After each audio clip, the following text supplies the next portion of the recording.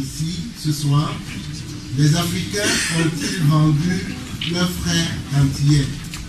Anatomie d'un contentieux historique. Je crois que la question est à la fois tabou et nécessaire pour essayer d'exorciser un certain nombre de choses.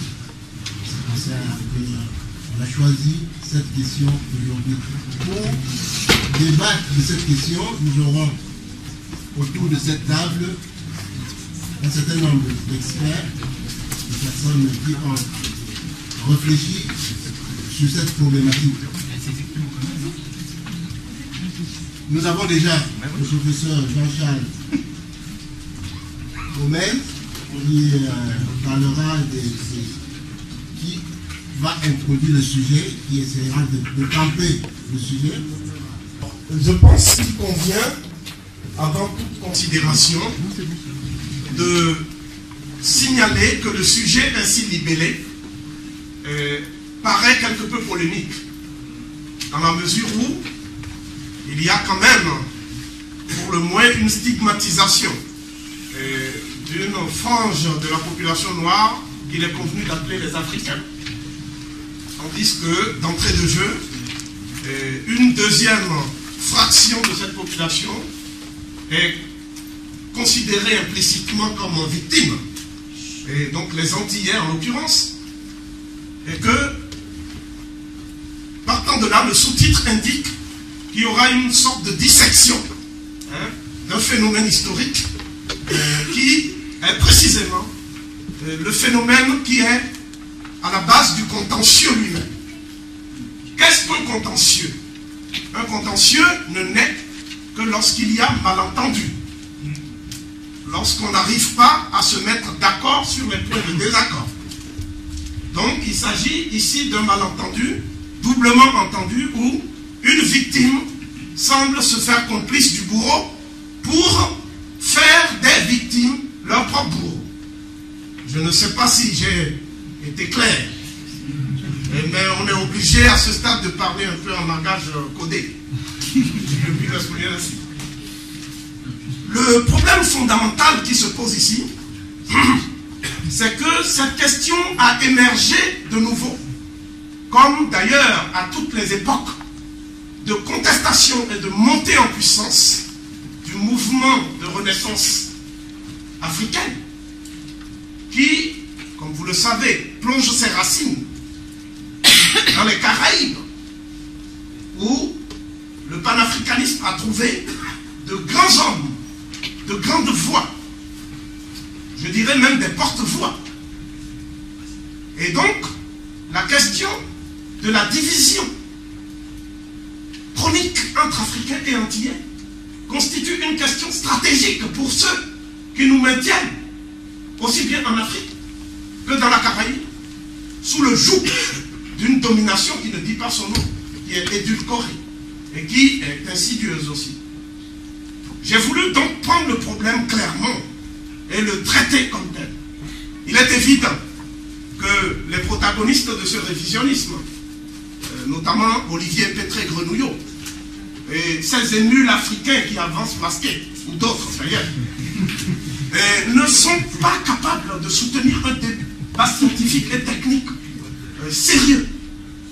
Voilà pourquoi, face à la confrontation, qui est une évidence, quelque chose qui devrait permettre de trancher la question, puisque ce qui nous intéresse tous, je pense, c'est la restauration de la vérité historique, on assiste à un phénomène de, disons, de brouillage de pistes, et d'agressivité journalistique, alors que les scientifiques concernés se cachent eux-mêmes. Donc nous avons demandé à ce qu'un débat s'instaure, un débat national. Et ce débat, il faut qu'on l'ait entre nous d'abord. Parce que notre problème ne concerne pas les autres, c'est notre problème. Donc nous avons voulu poser ce problème à l'africaine de la façon la plus claire possible. Et nous allons trancher cette question avec toute l'argumentation ici à l'enjeu. Je pense que ici en France, il y a un lobby anti-nègre militant. qui, depuis quelques années d'ailleurs, se manifeste toujours au même moment. Et je vais, malheureusement, ce n'est pas l'usage. Ici, ce sont les euphémismes qui sont de règle. Je vais transgresser un peu quand même cette habitude qui s'est installée, y compris parmi nous, pour nommer les réseaux de ce véritable lobby. Il y a d'abord des gens qui ont lutté pour que leur cause soit une cause nationale et même internationale, parce qu'ils ont subi la Shoah. Et ayant subi la Shoah, ils ont donc connu toute forme de discrimination, de souffrance. Et par conséquent, il est tout à fait légitime qu'ils en fassent un moyen de revendication. J'observe d'ailleurs que ceux qui n'ont pas tellement lutté contre l'occupant nazi, qui sont restés un peu en France aussi, qui faisaient partie de l'UGIF, l'Union Générale des Israélites de France, ce sont eux qui sont aux avant-postes. Et je ne veux pas citer de nom, mais quand j'entends par exemple Finkielkraut, quand j'entends un certain nombre de personnes, je me pose la question de savoir où ces gens-là étaient lorsque la France était agressée. Nous savons où étaient les Africains. Ils étaient dans le maquis de Vercors. Ils étaient partout là où ils ne faisaient pas bon être. Mais nous voulons savoir où ils étaient. C'est une question simplement.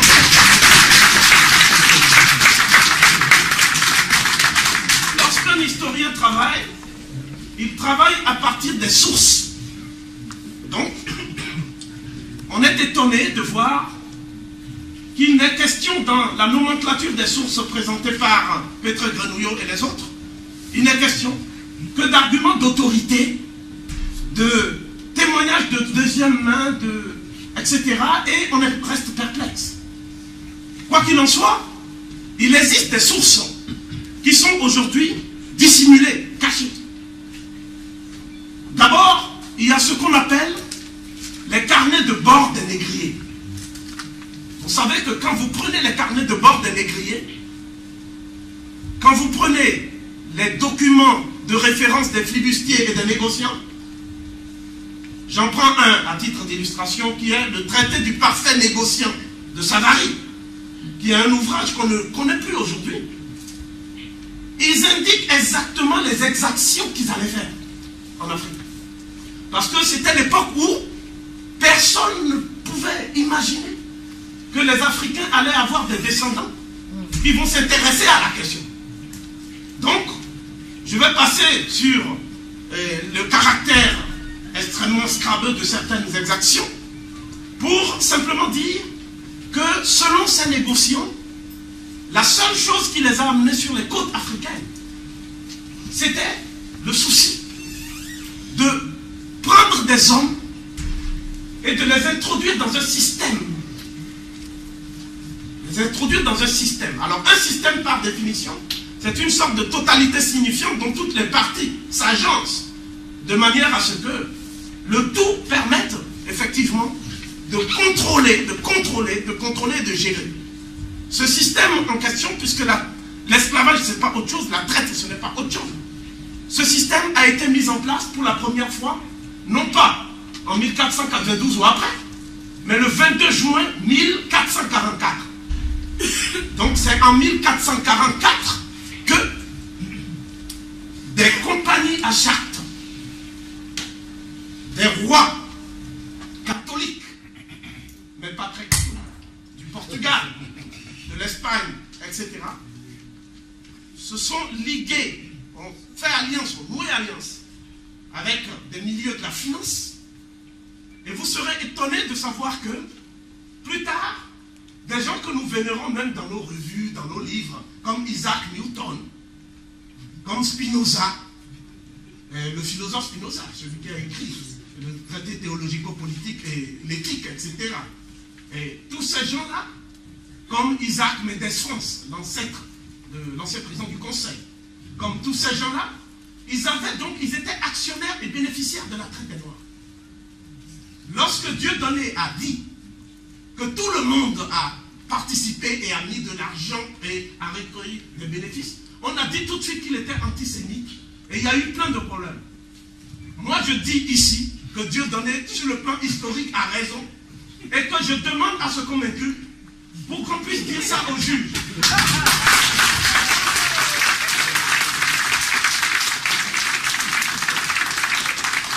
Nous disons que dans ces carnets, notamment le traité du parfait négociant de Savary, ils expliquent exactement le processus par lequel ils accostent en Afrique.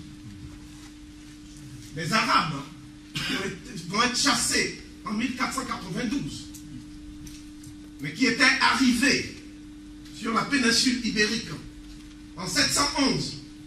Mais dans leur armée, il n'y avait que des Noirs en fait.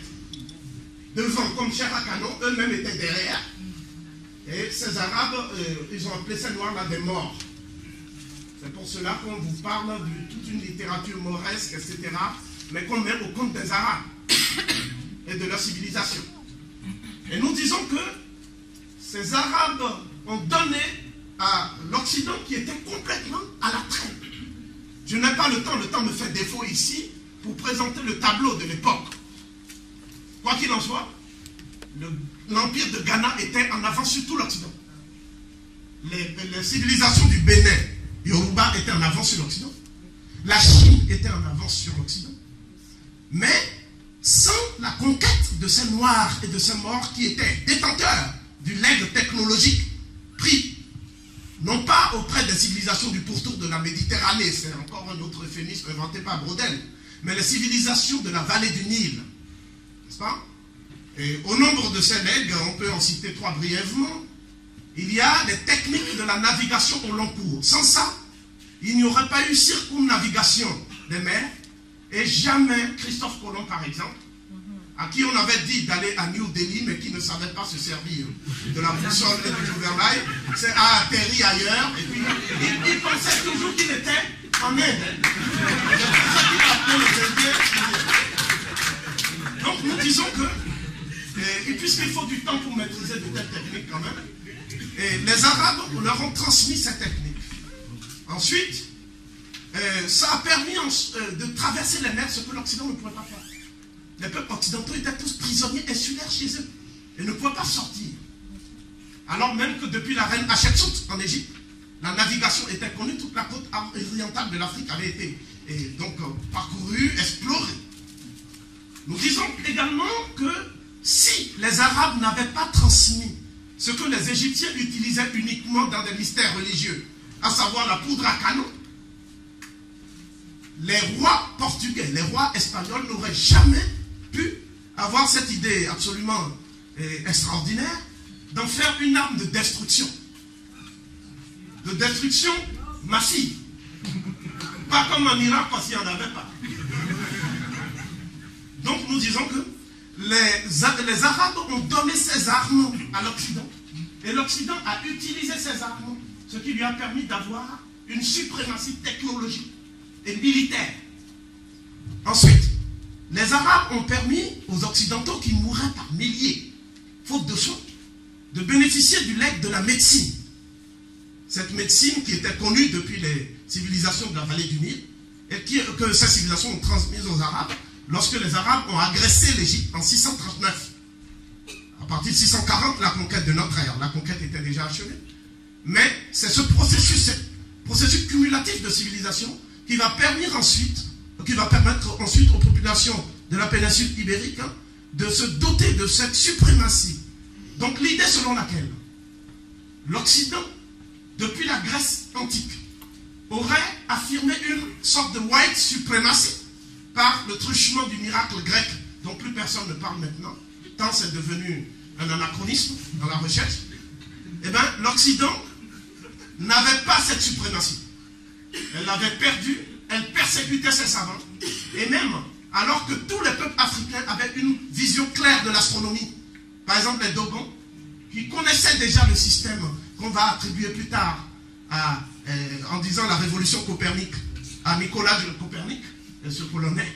Mais ces populations, pendant 13 siècles, ont vécu sur une vision cosmique juste. C'est-à-dire c'est-à-dire mesurable, la course des astres, etc. C'est tout ça, l'astronomie, la médecine, la technologie, la suprématie militaire, qui ont rendu possible le premier impérialisme des temps modernes, qu'on appelle l'impérialisme de Charles Quint.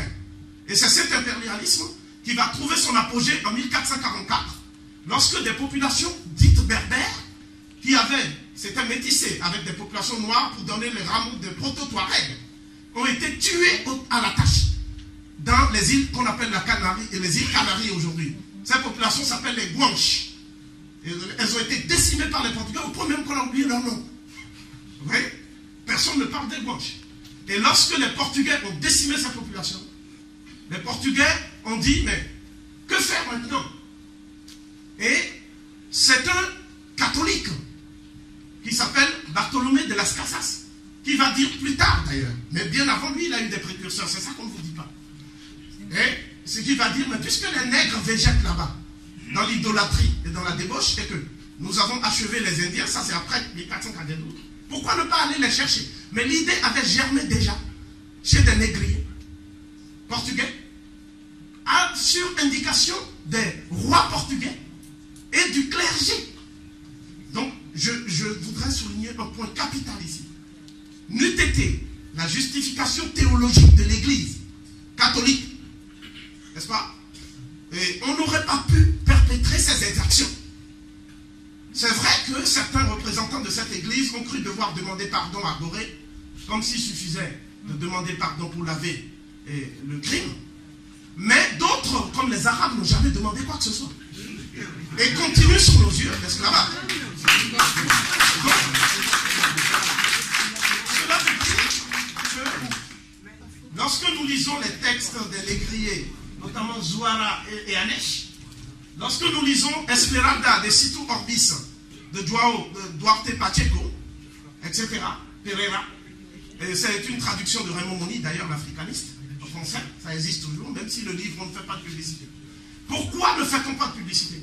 Parce que c'est dans ces livres que les négriers expliquent comment, pour s'amuser, ils jetaient des noirs aux requins, en demandant aux requins s'ils ont faim, etc. Pour s'amuser, je dis bien. On arrache les négrillons des seins de la femme noire et on jette le négrillon devant la mer, etc. Il y a eu tous ces crimes. La question que je me pose est simple. Pourquoi aujourd'hui l'Occident ne sort pas ces documents? Il faut sortir ces documents. Tous ces documents sont cachés. Je les appelle les carnets de bord des négriers. Donc il faut verser ces documents au dossier maintenant, puisque nous on a vendu. Donc si on a vendu, nous on veut bien qu'on instruise notre procès. Mais il ne faut pas que ce soit un procès à charge. Il faut que ce soit un procès juste. Qu'on sorte ces documents, on va discuter. Personne n'a le courage intellectuel et moral de sortir ces documents. On sort des thèses pseudo-scientifiques pour tromper les gens, égarer les gens. Mais Peter Donouyo est incompétent. Il ne peut pas soutenir un débat technique, même de niveau élémentaire. Donc,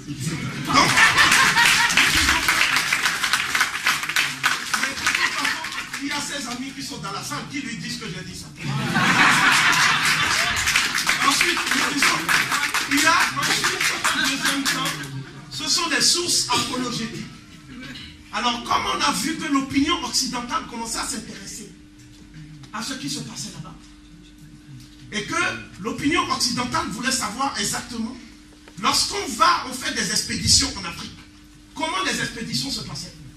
Est-ce que c'était des expéditions pacifiques? Parce qu'on nous a parlé d'un commerce triangulaire. C'est le lieu de mettre des réserves sur cette terminologie qui nous a été imposée par l'historiographie européenne. Parce que quand on parle de commerce, on veut entendre par là que selon les lois de l'offre et de la demande, des Africains amènent en temps de paix les leurs pour les proposer aux Occidentaux. Mais ce faisant, on fait abstraction des razzias. Donc il faut m'expliquer pourquoi, quand on veut faire un commerce, on a besoin de canons lourds pour faire le commerce. Il y a un problème. Hein? Si tu es un commerçant, tu viens, tu vends, tu achètes. Tu n'as pas besoin de prendre des canons pour pulvériser des êtres humains qui n'ont rien fait, qui ne sont pas armés. Donc ce n'était pas un commerce. Donc il faudrait qu'on en finisse avec des concepts confusionnistes. Et donc c'était des razzias. Et j'ai également les textes pour la plupart de 1452, le premier texte en tout cas, et qui disent comment nous allons expliquer aux nôtres une fois là-bas, puisque nous disons que c'est au nom de l'amour, de la charité chrétienne, hein, et de la solidarité que nous allons là-bas. Donc l'opinion européenne s'inquiète et demande ce qui se passe là-bas, dans ce que quelqu'un, Conrad, a appelé le continent des ténèbres. Qu'est-ce qui se passe exactement là?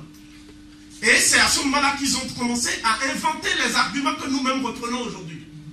Donc je vais citer juste un texte. Et ce texte s'appelle « De la nécessité de vendre le commerce des nègres aux catholiques français ».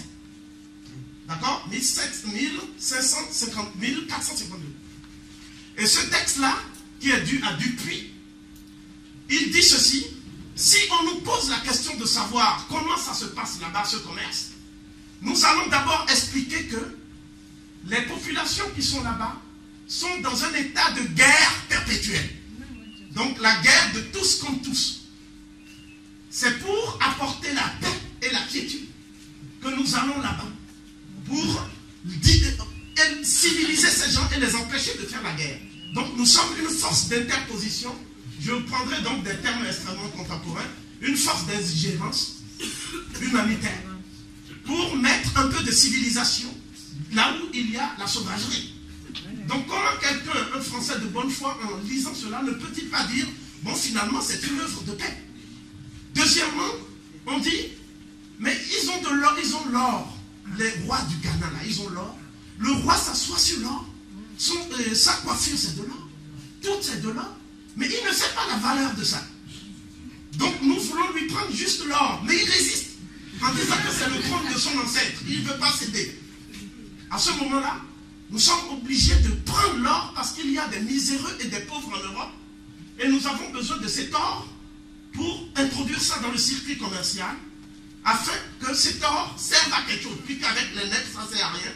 Ils vont s'asseoir et se vautrent dessus. Et avec toutes leurs femmes qui sont polygames autour. Donc, nous disons que c'est l'argument de l'or. C'est-à-dire ce sont des gens qui ne savent pas la valeur de ce qu'ils ont. Donc on va leur montrer la valeur. Le troisième argument, c'est l'argument selon lequel les Noirs, ils menacent les Européens qui s'approchent d'eux de les manger. Donc j'appelle ça l'argument anthropophage. Donc, s'il y a des êtres humains sur cette terre qui continuent à en manger d'autres, l'Église ne peut pas rester sans rien faire. Il faut quand même empêcher ces gens-là de se manger. En plus, ce n'est pas pour nous. Bien sûr, il leur arrive de manger de temps en temps des Blancs, mais pour l'essentiel, ce sont des Noirs comme eux qui mangent. Donc, nous sommes là pour lutter contre l'anthropophagie. Ensuite, si on nous demande encore la raison pour laquelle nous allons faire ce commerce, nous disons que ce sont des gens qui sont trop nombreux. Ça, c'est le maire de Nantes qui dit ça. Mais lui, il dit ça un peu plus tard, en 1625. On a son nom, on va sortir tous ces documents. Et ce maire de Nantes dit, mais il y a trop de Noirs. C'est-à-dire, quand on va, ceux qui ont été nous ont dit que dès qu'on descend de la mer, il y a des Noirs à perte de vue, des Noirs jusque dans la forêt. Donc, on ne peut pas quand même laisser tous ces gens grouiller comme ça. Hein, ils vont être décimés par les maladies. Bon, bien sûr, nous ramenons la syphilis de temps en temps, mais quand même, on ne peut pas les laisser comme ça. Ouais. Donc, au fond, ces arguments, ce sont des arguments qui sont relayés. J'ai lu France Antilles pour les célébrations. Et j'ai vu Madame Fallope, qui effectivement a écrit, parce qu'elle a enseigné en Côte d'Ivoire, etc., qui a fait un papier sur la responsabilité des Africains. Et dans ce papier que peut-être certains ont lu, elle reprend certains arguments. Elle dit, les négriers étaient partis là-bas uniquement pour aller chercher de l'or. Ce sont les Africains qui les ont empêchés de prendre de l'or, parce que les Africains ne voulaient pas qu'il y ait un regard extérieur pour voir comment ils se vendaient entre eux. Donc le problème qui est là, c'est que les sources apologétiques nous apportent un éclairage sur ce que moi j'appelle la transmutation des sources. C'est-à-dire un renversement, si vous voulez, de l'information scientifique.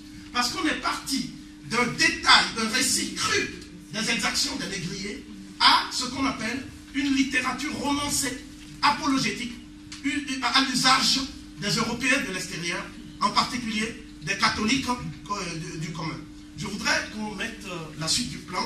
Et donc, je suis obligé de faire une conférence au pas de charge, puisqu'il y a d'autres personnes qui vont suivre. Cependant, je voudrais insister sur... Je voudrais insister sur certaines notions que nous utilisons sans savoir vraiment leur portée, en fait. Et en particulier, les notions d'esclavage et de traite. Bon, qu'est-ce que l'esclavage? En fait, l'esclavage, c'est une institution nomade, c'est-à-dire orientale et européenne. Pour qu'il y ait esclavage, il faut, je définis maintenant l'esclavage clairement, ce que les autres ne font pas toujours.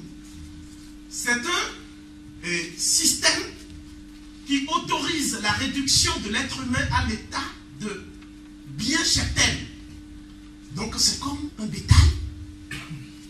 Et cet homme-là, on va l'utiliser, on peut le vendre, on peut le tuer à tout moment, son maître peut le faire, parce que ce sont les lois même de la cité, c'est-à-dire les us et coutumes qui l'autorisent.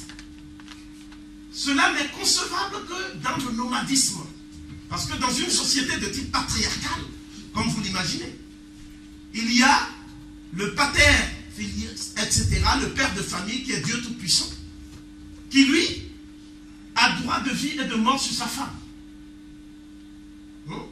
Et en même temps, il faut qu'il aille faire des loisirs. C'est ce mot loisir qui va donner plus tard l'école, schooling, loisirs, en Occident, n'est-ce pas? C'est l'étymologie. Donc, il faut qu'il fasse des loisirs. Pour qu'il fasse des loisirs, la division de travail impose que d'autres travaillent sur les tâches pénibles pour lui pendant que lui ne travaille pas. Ça veut dire que même le bétail était traité d'une façon qu'on ne trouve jamais dans les textes de l'Afrique. Je veux dire par là que les civilisations sédentaires, les premières, la civilisation qui a fleuri dans la vallée du Nil, toujours autour des fleuves d'ailleurs, des points d'eau. Les civilisations nomades, ce sont des civilisations qui vivent dans un espace désertique ou semi-désertique, en général. Mais les civilisations sédentaires, c'est sur les points d'eau, autour de la cristallisation des points d'eau. La vallée du Nil, pour la civilisation dite égypto-nubienne à notre époque, la première, donc, dans l'histoire de l'humanité. La civilisation de la vallée de l'Indus en Inde, c'est une vallée encore, vous voyez bien. Et là encore, ce sont des Noirs qu'on appelle les Dravidiens, n'est-ce pas, qui ont créé la civilisation de Mohenjo-Daro et d'Harappa, je passe. La civilisation de Sumer, dans la vallée du Tigre et de l'Euphrate, encore une vallée. Cette civilisation sumérienne qui est classée par l'héritage même biblique dans ce qu'on appelle les héritiers de Nemrod, le bâtisseur couchite de Mésopotamie, n'est-ce pas? Ça, c'était bien avant Saddam. Et puis, les civilisations de la vallée du Jourdain, c'est-à-dire la civilisation cananéenne qui a précédé les Arabes et les Juifs en général, sur une terre qu'on appelle aujourd'hui Palestine, parce qu'on a pris le nom des Philistins pour désigner cette terre. Donc, l'esclavage sous cette forme n'a jamais existé dans les sociétés africaines précoloniales. La question que je pose est la suivante. Elle est toute d'une évidence mathématique. S'il est vrai que Petré-Grenouillot et les autres affirment que la traite africaine, donc la traite interne, a commencé par l'Égypte, et que l'Égypte allait prendre des Noirs du Sud, puisque les Égyptiens n'étaient pas noirs, cela va sans dire, c'était des Blancs à peau noire. Et ils allaient prendre des Noirs à peau noire au Sud. Et ils les emmenaient pour en faire des esclaves, n'est-ce pas? Alors, en plus, ils ont osé faire des Juifs des esclaves. Ils ont osé. Bien. Donc, moi je dis que j'ai produit des documents publics où on voit dans la tombe de Khnum-Hotep, lorsque les Hébreux arrivent, les proto-Hébreux arrivent, donc leur chef s'appelle Abishap, et il y avait 37 nomades qui sont arrivés, on a le nom de celui qui les a accueillis, et ils arrivent avec des bouquetins pour dire qu'ils sont venus pacifiquement pour donner en fait tribut au pharaon, etc. Et c'est en tout cas le contenu, le DVD que j'ai fait, et en tout cas c'est ce document. Mais ce document est toujours coupé. Quand vous prenez le document entièrement, vous voyez qu'il y a tous les salaires qu'on donnait à ces Hébreux et ces Ixos, leurs descendants. On dit, tu as fait tel travail d'ouvrier, donc tu auras du mil en quantité ceci. Si tu veux un peu de bière, on te donne aussi, parce que les Noirs aimaient des bières. Et comme les Hébreux aimaient bien manger des oignons, on leur donne un peu des oignons aussi. On dit, bon, vous prenez comme vous aimez bien les oignons de l'Afrique. Donc, je dis que les Hébreux savent qu'il y a ces documents. Ils savent bien qu'il y a des salaires, ce sont des ouvriers, ce n'étaient pas des esclaves. Hein, qui travaillaient dans les travaux de terrassement, qui n'étaient pas si pénibles que ça, puisque vous voyez dans la tombe de Rekmirek, ces gens-là qui travaillent. Hein. Donc ils vaquaient à leurs occupations, ils allaient chez eux, ils avaient des villages d'asiatiques, etc. Donc cet argument massu qui peut détruire l'idée de l'esclavage de l'Égypte, on ne le produit jamais. On continue à culpabiliser les Africains, hein, avec une négrophobie qui confine maintenant à la pathologie. Donc, nous disons que si l'esclavage existait également, il devrait y avoir des concepts pour désigner. Parce que le mot esclave n'a rien à voir avec les Noirs. Le mot esclave vient de Slavus et désigne un peuple d'Europe centrale que les Grecs, les Romains, puis les Huns et les Visigoths allaient détruire à souhait et les ramener pour les réduire à l'état de biens chez terre. Il en résulte donc que noir ne pouvait pas être équivalent à esclave, puisque noir signifie un peuple de blancs. Esclave veut dire blanc. Donc c'est une institution de famille, ça ne nous concerne pas, puisque nous on n'avait pas ça. Donc il y a 3 mots pour désigner les catégories sociales dépendantes dans la civilisation méridionale de l'Égypte, notamment. Le premier mot c'est hem, avec plusieurs déterminatifs. N'est-ce pas? Ce mot doit être traduit par majesté. Donc ce mot désigne aussi le pharaon. D'ailleurs, pharaon, on croit souvent, on dit tout le temps pharaon comme si c'était une entité un peu nébuleuse. Pharaon, ça veut dire père Aa, ça veut dire la grande maison. Mais la grande maison dont on parle, c'est quoi? C'est l'univers. C'est une des épithètes pour désigner l'univers. Le vrai nom de l'univers, c'est Djer. Quand vous dites Djer, Djer, Neb En Djer, ça veut dire le maître de l'univers. Mais quand vous dites maintenant père Aa, ça veut dire l'univers lui-même. Donc, toute l'Afrique désigne le pays, la civilisation par le mot maison. Les Yoruba disent il est Ifé, ça veut dire la maison bien-aimée. Parce qu'il y avait ce rapport de fusion hein, avec le pays. Le pays, c'était pas seulement l'état-cité. Hein, le pays, c'était une entité fusionnelle, si je puis m'exprimer ainsi. Donc, l'esclavage n'existait pas en Égypte. Le deuxième mot, c'est Bak. Vous avez la cigogne Djabirou, vous avez la corbeille à Anse et le déterminatif. Le déterminatif montre invariablement un homme libre. Prenez toutes les attestations du Vorterbourg, tout le dictionnaire de Faulkner, etc. Ça ne change pas. Par conséquent, ce n'était pas un homme servile ou à l'état de servilité. C'était un homme libre, déambulant, vacant à ses occupations. Seulement, il avait des fonctions attachées à une maison donnée, et il travaillait et il rentrait chez lui. Ensuite, il avait un salaire. Et le troisième terme, c'est le terme Seker Ank, qui veut dire le vivant blessé.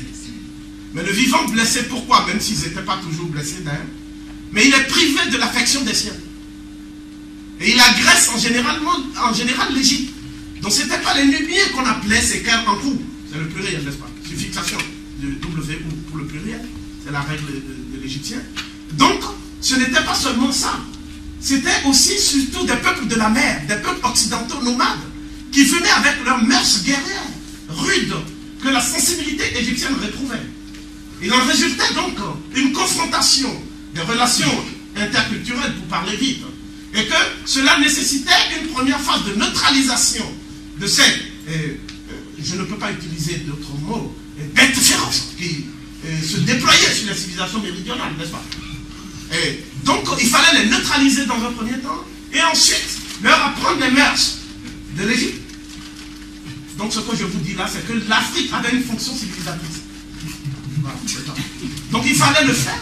Et ensuite, maintenant, quand on fait ça maintenant, ces gens-là sont accoutumés aux mœurs et peuvent même se marier dans le pays. Et quand ils se marient, certains finissent même vizirs. Vizir, c'est un terme qu'on nous a, mais ils disent djati. Ils finissent comme ça. Je peux citer par exemple Ibn Yacoub, qui est djati vizir du roi Yamessou le 3e, etc. Hein? Même l'ami du ministre des Finances de Toutankhamon, Maya, hein? Son ami, c'est un sémite, qui était effectivement le codem catif, etc. Mais entre les Africains même, il y avait tout cela, entre les Africains, puisque le Mansa Sakura de l'Empire mandé, qu'on appelle l'usurpateur dans la littérature africanique, je ne sais même pas ce que ça veut dire, le Mansa Sakura était à l'origine un catif, qui est devenu empereur.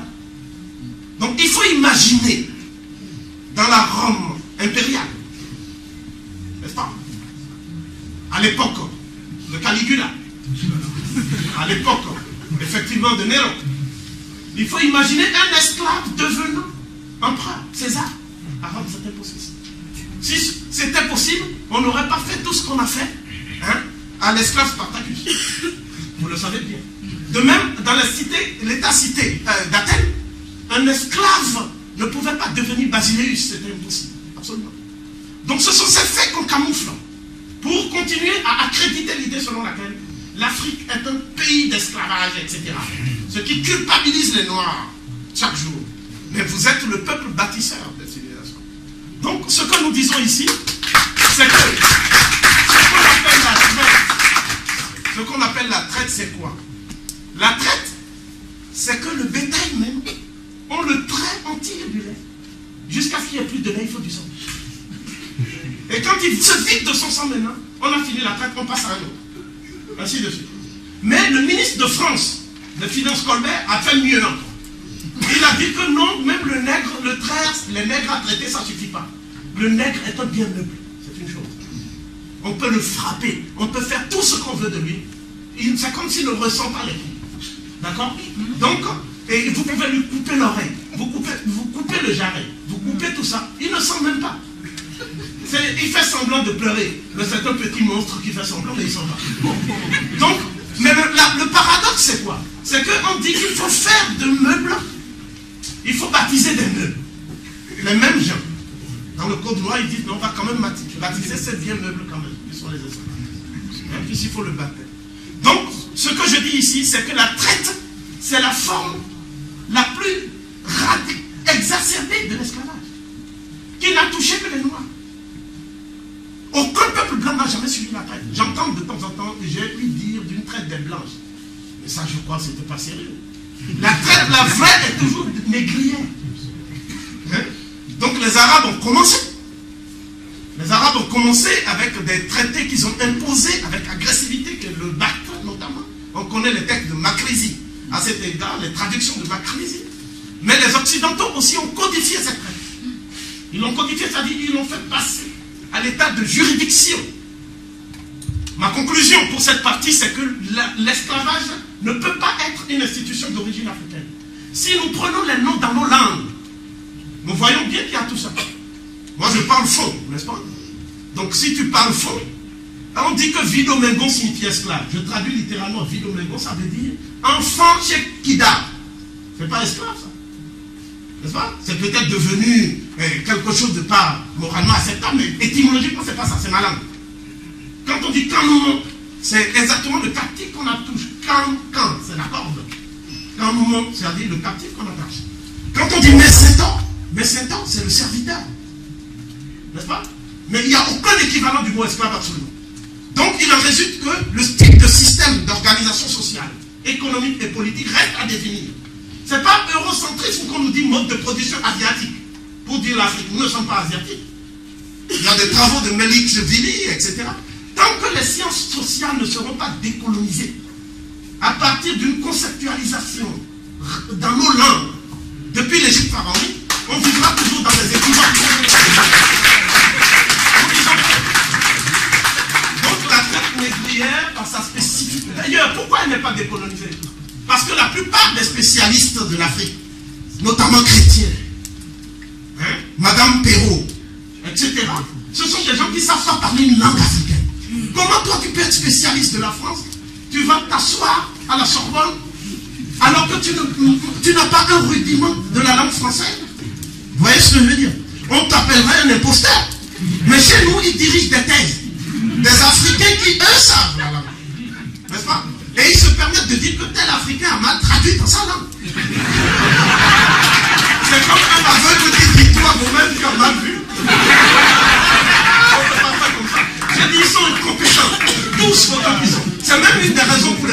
fait plein de cabales.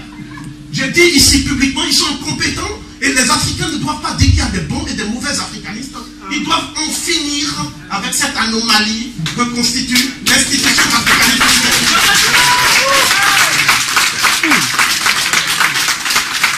Donc, nous disons que, à partir de ce moment-là, les dommages de la traite.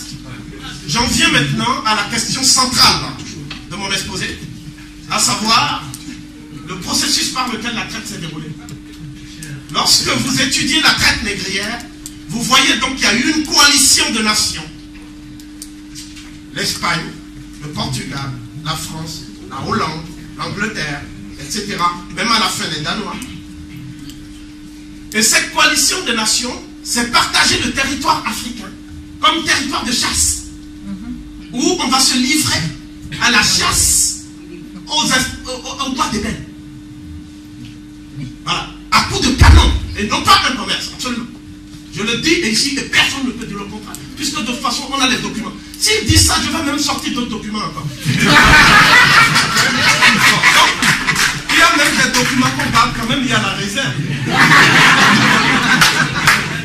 Donc, à partir de ce moment-là, nous voyons que la traite négrière n'est pas une traite négrière atlantique. Parce qu'un commerce triangulaire se déployant à partir de 3 pôles, où des gens se seraient enrichis également, etc. La traite négrière fut, dans une phase initiale, de 1444 au moins, jusqu'à 1545, une agression répétée contre des populations civiles par les côtes. Nous le savons puisque nous emportons le traumatisme dans notre chair. À Ouida, Elmina, Gorée, Podor, etc. Tous ces points-là, où vous voyez des forts. Les forts, c'est quoi? Ce sont des châteaux forts, comme au Moyen-Âge. C'est-à-dire des citadelles de guerre. Donc comment pouvez-vous concevoir un commerce, une transaction libre, dans un contexte sécuritaire aussi exacerbé? C'est impossible. Donc nous disons qu'il y a méprise sur les termes. Et non seulement il y a méprise sur les termes, mais il y a escroquerie même scientifique. Donc, je dis que c'est impossible. À partir de ce moment-là, il y a une deuxième phase maintenant, parce que ceux qui parlent, ce sont des gens qui ne connaissent pas très bien l'historiographie. Quand on connaît l'historiographie, il y a des concepts sur lesquels on ne peut pas transiger. Je vais prendre un des concepts pour aller vite, et c'est ce que j'appelle la loi de la causalité historique. Lorsque vous étudiez un phénomène, qui est un phénomène d'agression frontale entre peuples militaires, donc par conséquent, lorsque vous étudiez ce phénomène, vous voyez toujours qu'il y a ce qu'on appelle, quand on recherche la cause, ou les causes, l'enchaînement causal, les historiens appellent ça. Celui qui a le plus étudié ça, c'est Townby. Mais il y a aussi Drusinet qui a travaillé sur ces questions-là. N'est-ce pas? L'enchaînement causal montre qu'au départ, il y a dans la première chaîne des responsabilités, le premier niveau, ce qu'on appelle les planificateurs et les concepteurs des génocides. D'accord? Au deuxième niveau de responsabilité, il y a ce qu'on appelle ceux qui ont fourni la logistique, c'est-à-dire économique, ceux qui ont donné les moyens financiers de l'opération. Au troisième niveau, il y a ceux qu'on appelle les organisateurs sur place du phénomène, ceux qui supposaient une infiltration et de diversion pacifique, des voyages, on se fait passer pour des commerçants, etc. Et puis après, maintenant, on indique le terrain. Il y a ensuite ce qu'on appelle les hommes armés, les bras armés, les hommes de main, les mercenaires, les gens qui allaient chercher les noirs dans les razzias. Nous avons des témoignages de razzias. Par exemple, une sorte de razzia qui a touché l'ancêtre de toute son ouverture. À Alada, puisque c'est là-bas même où j'ai grandi, chez ma grand-mère, n'est-ce pas? La statue de toute son ouverture à Alada, c'est nous-mêmes qui l'avons fait au Bénin. C'est pas peut-être quelqu'un d'autre. Et donc, ce grand haïtien, qui est originaire d'Alada, son ancêtre, avant de prendre le bateau, il était ministre de la Défense du royaume d'Alada. Donc quand tu es ministre de la Défense, on t'appelle Gaou. N'est-ce pas? C'est pas comme la Côte d'Ivoire maintenant.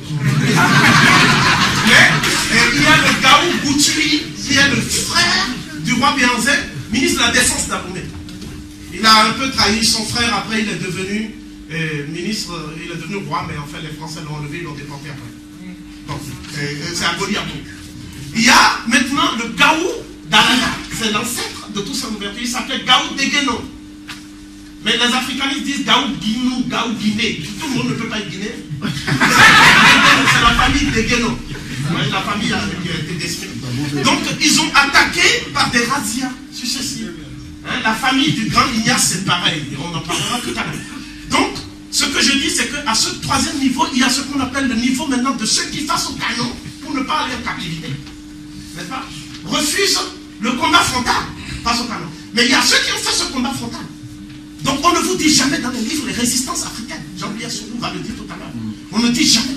C'est comme si l'Afrique n'avait jamais résisté. Jamais. Quand Oruno Lara a fait sa thèse de doctorat, parce qu'il enseignait au Cameroun, sur une résistance africaine, celle des Diaga, qui a donné les Quilombo, qu'on connaît, qui sont devenus célèbres au Brésil par la suite, n'est-ce pas? Mais on a dit qu'il ne faut même pas parler de ce livre. Il ne faut pas parler de sa thèse, c'est même pas la peine. D'abord, c'est un Antillais, qu'est-ce qu'il va dire là-bas pour les autres? Quel est son problème? Alors, justement, alors, donc, nous disons que ce n'est pas seulement la résistance des Diaga. Il y a eu un continuum insurrectionnel des Noirs, tout le temps, c'est connu. Donc ce fait est aujourd'hui avéré et nous devons l'apporter à la conscience universelle maintenant. Ensuite, nous disons que ce phénomène-là, vous avez maintenant des complices. Donc je vais l'illustrer par deux exemples et je vais conclure. Le premier exemple, c'est ce qui s'est passé avec les Français. Il est évident que l'historiographie française aujourd'hui dit que le peuple français a résisté en général face aux nazis. Mais que ce sont quelques brebis égarés qui ont été châtiés d'ailleurs, qui s'étaient laissés prendre à la collaboration. Mais les faits sont tout autres dans la mesure où c'est un ancien maréchal de France qui dirigeait la collaboration. Peut-être. Ensuite, le président du Conseil de Laval, et Darlin, Darquet de Pellepoix, commissaire aux affaires juives. Donc c'était l'élite française qui collaborait en fait. La preuve, quand De Gaulle a lancé son appel, en AEF, quand Eboué, le Guyanais, a dit, bon, nous allons quand même tenter le pari, encore une fois, pour voir si la France se libère et sera au moins reconnaissante. Eh bien, ce sont des gouverneurs de l'AEF français, blancs, qui ont dit, nous refusons, nous préférons la collaboration avec Pétain. Nous avons leur nom, mais on n'enseigne pas ça au peuple français. On ne dit jamais, le peuple français et ses élites ont vendu la France. Quand il s'agit des nègres, on dit que les Africains ont vendu sans nuance en faisant abstraction de tous les faits massifs que je viens de lui dire.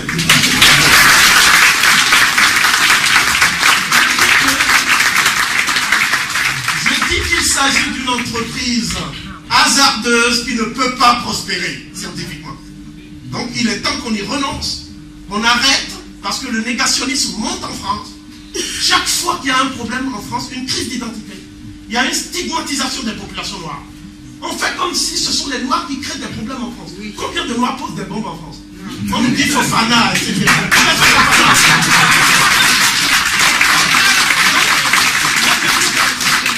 Voilà. Le président de la République se déplace parce que Fofana a eu un problème.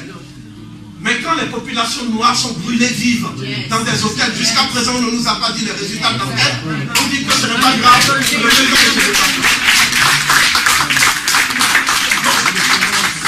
Je pense que ce qui est important, l'enjeu, et c'est ça que je vais dégager maintenant, c'est que ce qu'on appelle les Africains, on ne les traite pas différemment de ce qu'on appelle les Antillais. Aujourd'hui, ils nous ont rendu un service extraordinaire. Ils nous ont rangés tous dans les minorités visibles.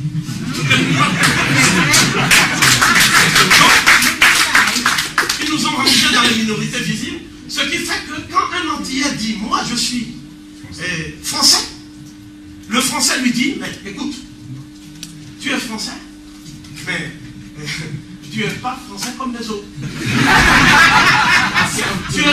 Donc les Antillais ont énuméré, et ils ont raison, c'est sur ça que je vais conclure, 4 contentieux. Le premier contentieux, je viens maintenant de montrer très rapidement, parce que je n'ai pas eu le temps de développer, c'est pour ça que j'ai choisi ce type de communication directe. Ce premier contentieux, c'est un contentieux d'ordre historique. Donc je dis que les termes dans lesquels il est posé ce contentieux ne sont pas recevables, sont irrecevables pour l'information scientifique. Il ne s'agissait pas d'une vente des Africains indistinctement de leurs frères antillais, parce qu'on voulait dire que nous sommes moins que des animaux. Arracher un petit porc-poussin à sa mère poule, vous allez voir la réaction de la mère poule. C'est le nègre lui-même qui va donner son enfant. Et on dit que les Noirs doivent accepter ça. C'est mal connaître les Africains.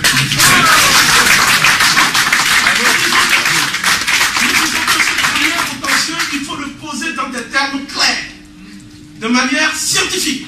Je ne suis pas venu pour un débat émotionnel, même si je suis un peu ému aujourd'hui. Je dis qu'il faut le poser dans des termes scientifiques clairs maintenant. Et nous sommes prêts à affronter qui que ce soit pour un travail de discussion, de déballage des sources, hein, pour édifier la communauté nationale sur les enjeux de cette question-là. Deuxièmement, il y a un deuxième contentieux. Les Antillais disent, effectivement, et je vais leur donner en partie raison, que lorsqu'ils ont été éloignés, il y a eu cette souffrance, cet éloignement. Chaque fois qu'il y a un gros problème, ils ne sentent pas cette solidarité, cette étendue des Africains. À quelques rares exceptions. D'accord? Et que même quand il y a eu le problème de la colonisation positive, là, les chefs d'État africains sont partis se ranger à Bamako derrière le maître d'école, mais ils n'ont rien dit. À quelques rares exceptions. C'est Aimé Césaire qui a dit, si c'est comme ça, Sarkozy, tu ne viens pas. Donc nous disons que, effectivement, les Africains doivent démontrer leur solidarité active avec leurs frères qui ont été arrachés dans les conditions que nous savons. Aussi longtemps qu'ils ne le démontrent pas, au plus haut niveau, il y a matière à avoir et à entretenir des doutes. Même si je dis, à la décharge des principaux intéressés, que ces Africains-là, souvent, n'ont pas voix au chapitre même chez eux. Et que vous savez les conditions dans lesquelles on a maintenu l'Afrique sous le joug jusqu'à présent. Et il vous aide. C'est votre responsabilité de faire aussi en sorte qu'il y ait cet échange entre Africains et Antillais. C'est cet échange seul qui va nous sauver. Parce que ça va nous permettre au moins de communiquer. Et le début de la communication, c'est le début aussi de la réconciliation. Troisième argument, les Antillais en général, considèrent leur nationalité française comme un fait, une conquête de haute lutte. Oui, une conquête de haute lutte. Ce qui est historiquement exact. Souvent même, ils étaient français de nationalité bien avant certains Européens actuels. Mais ils n'ont pas toujours été traités de la même façon. Donc, ça les gêne un peu de voir aujourd'hui tous ces beaux people aussi, Maliens, Africains, venir et prendre leur nationalité aussi. Je dis que c'est un problème humain. Donc, ils se posent cette question en disant, mais comment se fait-il qu'on dévalorise tant nos conquêtes, notre combat? Comment se fait-il que nous, qui nous sommes battus, il y a eu tout ce statut-là, départementalisation, assimilation, tout ce qu'on a dit, Aimé Césaire était rapporteur de la loi, de la départementalisation. Et tout cela, les Antillais ressentent ça comme une sorte d'atteinte aux droits qu'ils ont obtenus de haute lutte. Parce que c'était une lutte. Il faut voir comment ils ont lutté. Celui qui a été le plus sommet en Europe, en France ici, c'est Monnerville. Et Monnerville, on a tout fait, effectivement, pour qu'en cas de vacance de pouvoir, il ne soit jamais en position d'être le chef de l'exécutif. Donc vous savez que cette conquête-là était importante et ils sont attachés humainement de se concevoir. Même si je dois dire aujourd'hui, il faut transcender ces histoires de nationalité pour voir quel est le socle commun, quel est le sentiment d'origine, l'appartenance commune d'origine entre nous, parce que c'est ça qui peut nous sauver. Le dernier argument, qui est également recevable, qu'on peut discuter en tout cas, c'est le suivant, c'est que l'Afrique souffre d'un déficit d'image. Quand les Antillais ouvrent la télé, ils voient toujours des enfants au ventre banané, des problèmes de sida, des problèmes de guerre civile, des problèmes de... etc. Et ils s'inquiètent. Parce que c'est un cri de désespoir et d'amour, c'est une inquiétude légitime. Ce n'est pas attentatoire à la dignité de l'Africain. C'est une interrogation aussi. Hein? Ils se demandent, mais comment se fait-il que le continent, parce que confusément, ils savent tous d'où ils viennent. Je laisse de côté maintenant les Carabes et autres, qui n'est pas parti dans les mêmes conditions. Ça, au moins, il peut me l'accorder. Il n'est pas parti dans les mêmes conditions. D'accord? Et entre eux, ils disent souvent qu'ils sont plus attachés d'ailleurs à la Palestine qu'au Darfour. Et on les comprend. D'accord? Mais ils ne sont pas venus dans les mêmes conditions. Ce sont des nègres qui les laissent prospérer en se faisant passer pour le leader. Mais on sait très bien que parce qu'il a l'habitude de porter plainte aussi. Donc je dis que Karam, ce Libanais, Libano-Syrien, qui dit qu'il est à la tête d'une association noire, et qui dit qu'il est contre le grand, il est contre tout le monde. Je dis que Karam n'a pas vécu. Il n'a pas la même conscience historique que nous. On n'a pas vécu les mêmes souffrances. Voilà pourquoi il peut se permettre de dire que les Africains n'ont pas souffert. Parce que c'est comme s'il était à la place des Africains. D'accord? Mais en fait, c'est un individu qui n'a pas vécu cette souffrance. Il est disqualifié pour en parler de façon sérieuse. Parce que c'est ce que tu as vécu, l'expérience vécue seule, qu'on peut transmettre. Ma conclusion est celle-ci. Non seulement l'histoire de la traite négrière, la première arabe, et non pas orientale, parce que ce n'est pas l'Orient qui l'a fait. La traite négrière européenne. Cette histoire est entièrement à réécrire. Donc nous sommes entrés dans un grand chantier qui est la rédaction de la véritable histoire de l'esclavage et de la traite négrière du point de vue de l'historiographie africaine elle-même et de l'historiographie afro-américaine, afro-caribéenne, et non pas du point de vue de l'historiographie eurocentriste, raciste, qui jusqu'à aujourd'hui continue à vendre ces préjugés-là, ces préjugés de notre temps.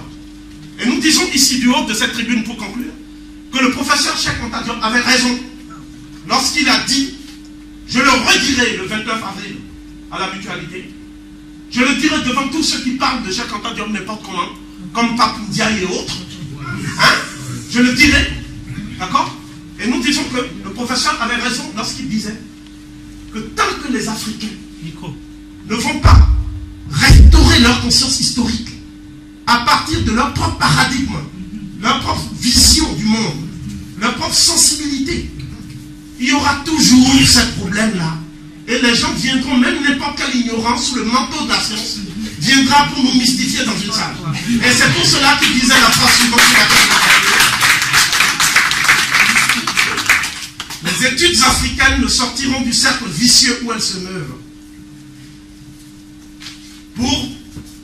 Les études africaines ne sortiront du cercle vicieux où elles se meuvent pour retrouver tout leur sens et toute leur plénitude qu'en s'orientant vers la vallée du Nil.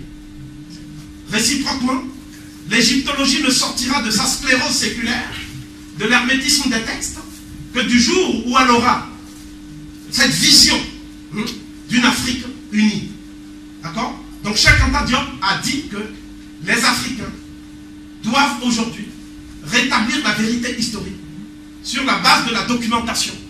Et vous verrez d'ailleurs que c'est toujours l'histoire des civilisations de la vallée du Nil ou l'esclavage qui font l'objet du négationnisme à des périodes chaque fois que le problème se pose. Donc c'est à nous d'être dignes du travail qui a été fait par Cheikh Anta Diop et par ses continuateurs.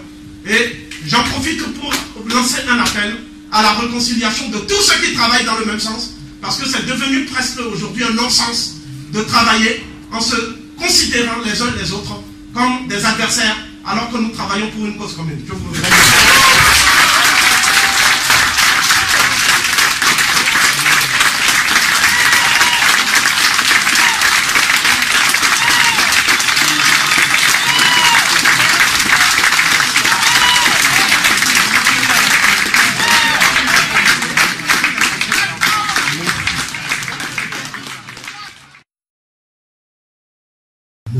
Jean-Philippe Omobile, qui nous parlera ici,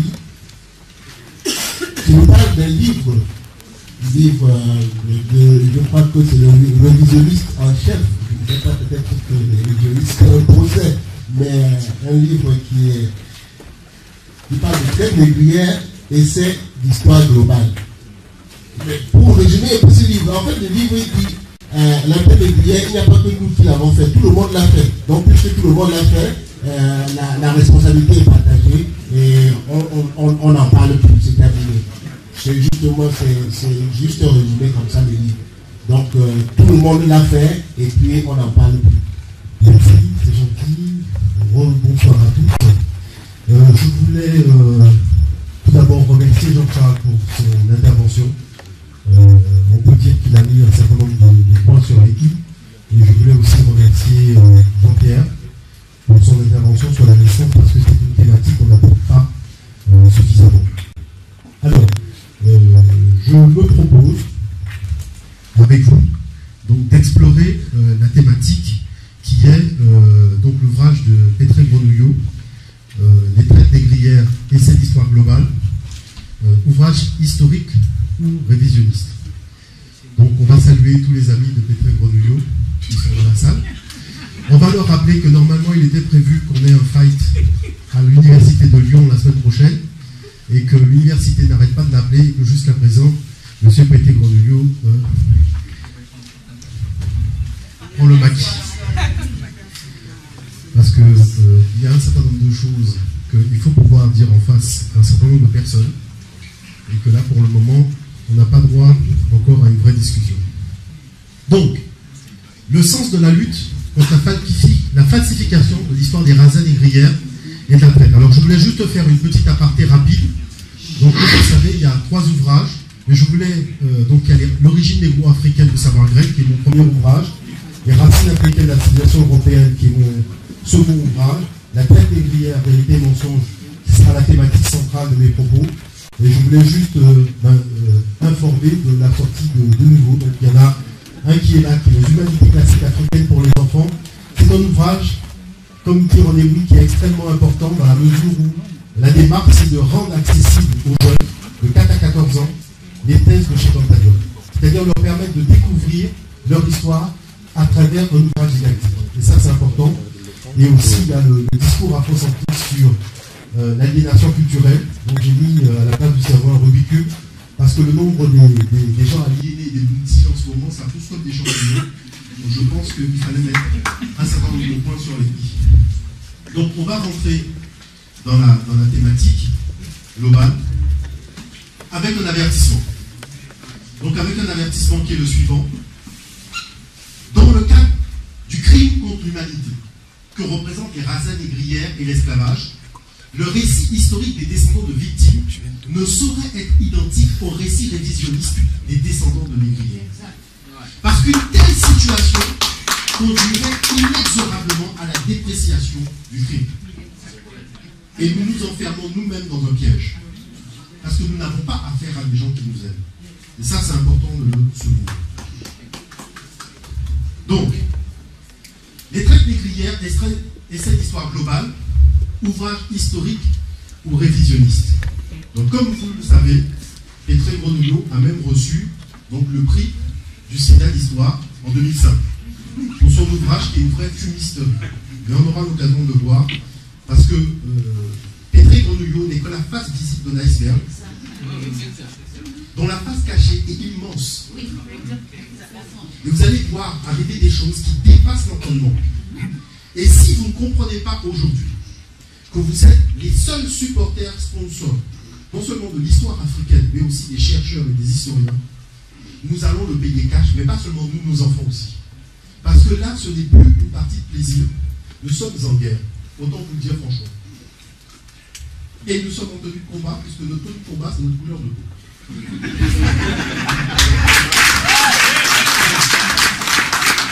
Quels sont les postulats posés par Olivier Petré Grenouillot dans son ouvrage? Tout d'abord, on encense l'approche globale en disant que c'est la meilleure approche historique. Nous allons voir en fait ce qu'entraîne ce postulat. Ensuite, il parle d'une Égypte esclavagiste. Donc on a vu déjà un certain nombre de points importants avec Jean-Charles. Ensuite, la livraison des captifs fut une affaire afro-africaine, ce qui est extraordinaire, de roi nègre, dont on ne donne jamais le nom d'ailleurs. Une traite interne africaine de 14 millions d'âmes, donc une profusion de royaumes négriers à l'intérieur des terres. Une traite européenne de seulement, on a envie de dire, 11 millions d'âmes, ce qui est extraordinaire. Et une traite orientale de 17 millions d'âmes. Là-dessus, sur la base de monologues historiques reposant sur de la calomnie. Donc, compte tenu du niveau d'ignominie je pense qu'il n'y a pas 36 000 alternatives. Il faut véritablement taper du poing sur la table, parce que nos enfants, non seulement à travers leur ouvrage scolaire, mais aussi à travers un certain nombre de magazines, se retrouvent confrontés à des thématiques. Vous voyez par exemple Sylvie Brunel, j'ai été lui dire ce que je pensais directement à l'université de Montpellier. Wow. Vous voyez? Donc, c'est justement pour qu'elle comprenne que quand on veut dialoguer aujourd'hui, ben nous on est prêt à se déplacer maintenant pour aller discuter avec un certain nombre de personnes. Vous voyez? Donc avec des phrases telles que l'Occident doit-il se sentir coupable du sous-développement de l'Afrique. C'est-à-dire que le but du jeu c'est de faire en sorte que les nègres soient responsables du sous-développement de l'Afrique. Parce que c'est nous qui avons construit les bateaux négriers qui nous ont mis là-bas. Donc arrivé à ce stade-là, je pense qu'il n'y a pas 36 000 choses. Il faut taper du poing sur la table.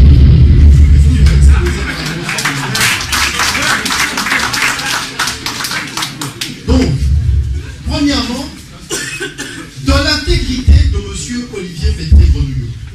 Dans le cadre d'une interview accordée par l'auteur au journal du dimanche, au mois de juin 2005, M. Petté-Grenouillot tient les propos suivants. Il dit « C'est aussi le problème de la loi Taubira qui considère la traite des Noirs par les Européens comme un crime contre l'humanité, incluant de ce fait une comparaison avec la Shoah. Les traites négrières ne sont pas des génocides. Le génocide juif et la traite négrière sont des processus différents. Il n'y a pas d'échelle de Richter des souffrances. » Donc on voit très bien qu'ici, cet historien est là pour semer la confusion et faire des amalgames, puisque la loi qui traite des crimes ne mentionne pas les génocides. Mais là, il fait l'amalgame lui-même. Donc naturellement, une telle déclaration a valu à son auteur donc une tentative de procès en justice pour contestation de crimes contre l'humanité.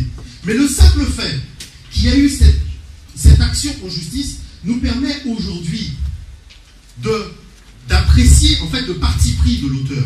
Parce que voilà un auteur qui écrit un ouvrage sur les traites négrières et qui est prêt à se faire condamner par la justice pour contestation de crimes contre l'humanité. Donc à partir de là, on peut considérer que sa crédibilité, elle est nulle. La deuxième chose, parce qu'il n'y a pas que Petté-Grenouillot, il y a l'échafaudage sur lequel il repose. Et c'est cet échafaudage-là qui pose un sérieux problème aussi en France aujourd'hui, puisque, prenons le cas maintenant de la vision globale d'Olivier Petté-Grenouillot. Lorsque l'historien Martin Bernal, qui a écrit un ouvrage Black Athena, parlait d'une histoire globale dans le milieu universitaire pour expliquer l'éclosion de la civilisation en Europe, avec comme soubassement et comme soutien l'Afrique, Maurice Sartre, qui est professeur d'histoire ancienne à l'université François Rabelais de Tours, et membre de l'Institut universitaire de France, se faisait l'avocat de ce milieu universitaire dans le journal Le Monde, dans un article intitulé « Grèce, fille d'Afrique ?» point d'interrogation. Et qu'est-ce que dit M. Sartre? M. Sartre dit « Black Athena ». Sous ce titre provocateur, Martin Bernal défend l'idée que la Grèce doit une part essentielle de sa culture à l'Égypte et au Proche-Orient sémitique, d'où partir des colons au 2e millénaire. Comme les civilisations égyptiennes et sémitiques proviennent elles-mêmes d'une racine commune afro-asiatique qui prit naissance en Afrique orientale, la Grèce serait donc indirectement fille de l'Afrique. Conclusion de l'auteur. En réalité, Martin Bernal pratique ce que les historiens refusent aujourd'hui, une tentative d'explication globale dont chacun sait qu'elle ne peut pas répondre aux complexités de l'histoire. Donc la question est, si la méthode globale de Bernal a été combattue par l'établissement universitaire français, qui disait que la méthode globale ne correspond pas aux complexités de l'histoire, pourquoi cette même establishment a acclamé l'historiographie globale de Petté-Grenouillot dans le cadre de la traite négrière? Ce qui prouve bien qu'il y a 2 poids, 2 mesures dans ce pays, chaque fois qu'il s'agit des nègres. Et ça, il faut le dire, vous voyez? Donc ça, il faut mettre les points sur les i.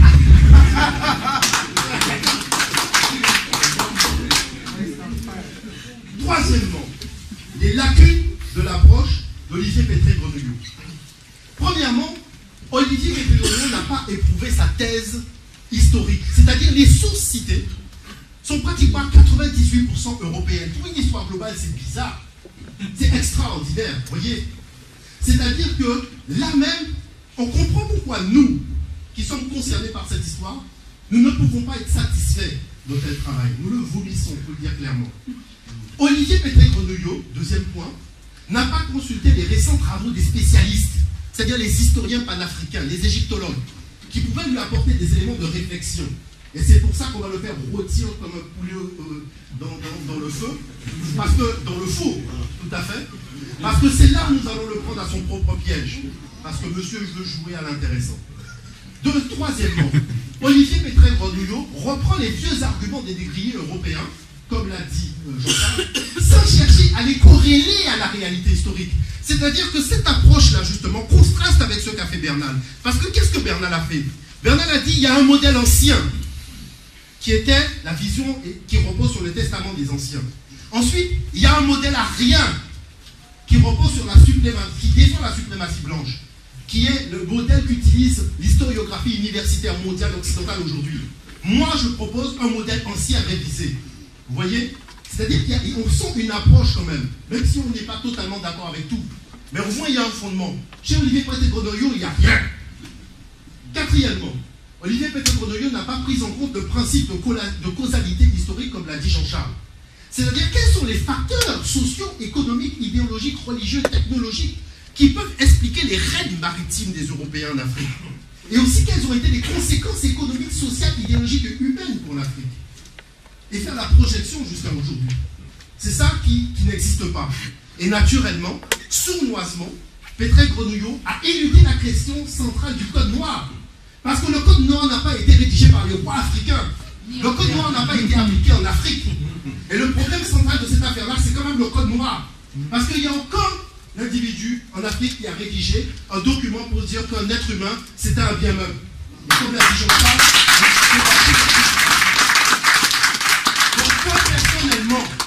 moi personnellement, et que cela soit dit et qu'on le sache, le problème que j'ai à régler, c'est le problème du Code noir. Parce que ce problème-là est grave.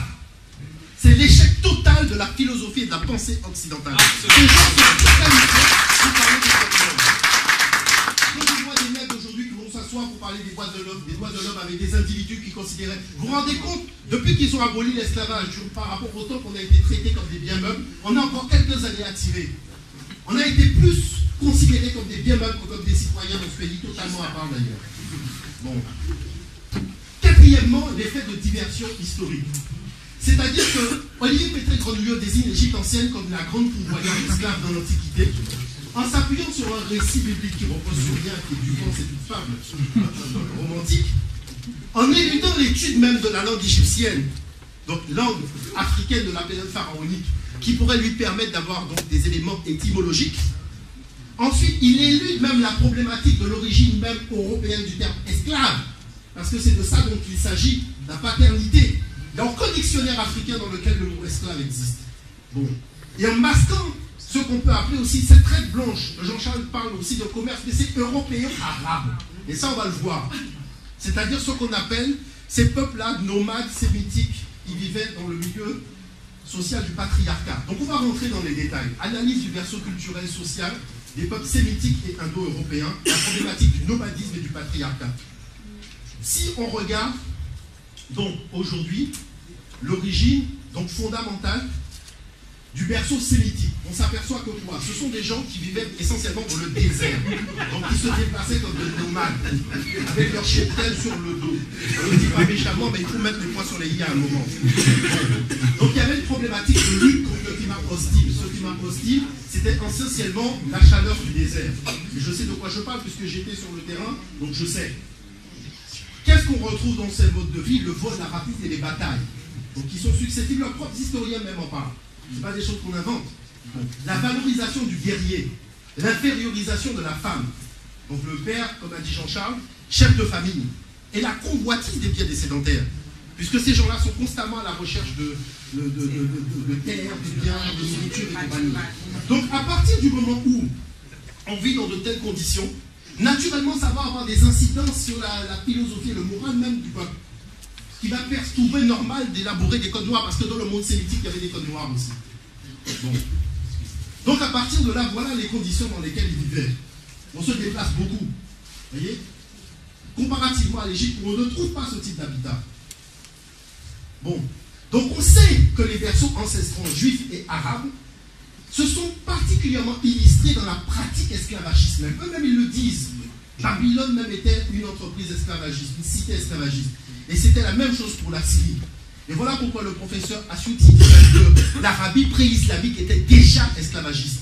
Donc voilà pourquoi dans leurs propres documents, on retrouve l'origine même de ce qu'on appelle la déportation, où on attachait les gens par le cou.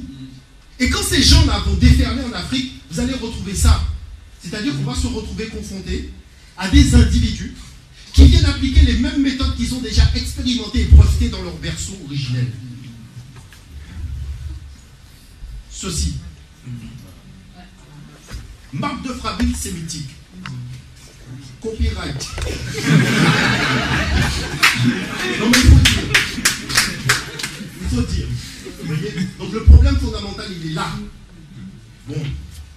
Ensuite, dans ce berceau, on a la déclaration donc, du sultan du Maroc qui dit que le trafic d'esclaves est un sujet sur lequel toutes les sectes et toutes les nations ont été d'accord depuis l'époque des fils d'Adam. Donc voilà pourquoi dans leur propre berceau, ils ont l'habitude d'avoir des esclaves qui sont issus d'eux-mêmes.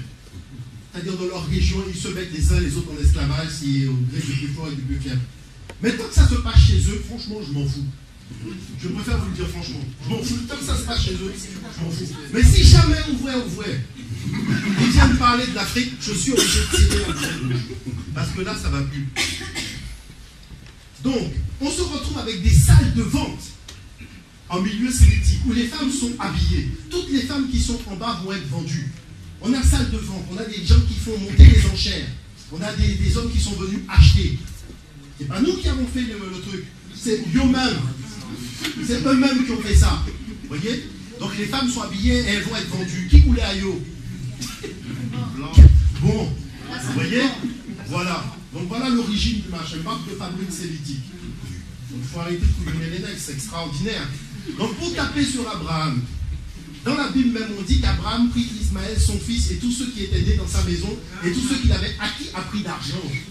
318 individus acquis à prix d'argent. Donc Abraham même est un gros esclavagiste. Alors s'il y a des gens